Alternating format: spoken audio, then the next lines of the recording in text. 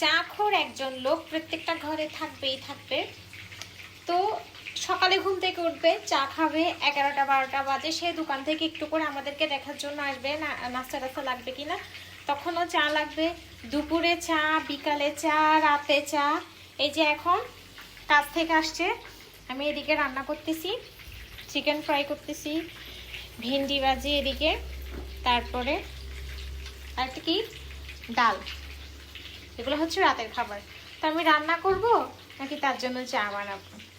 অবশ্য তার সাথে খাইতে খাইতে আমিও চাখোর হয়ে গেছি। আমিও চা ইদানিং, ও যতবার খায় আমি ততবার চা খাই। আর আমার চা তো ব্যাস। ভরা নাস্তা খাবে না, শুধু চাটাই খাবে, মানে শুধু চাই লাগবে আর কিছু না। অবশ্য আমাদের পুরা ফ্যামিলিতে আমার দেবররাও অনেক বেশি চা পছন্দ করে।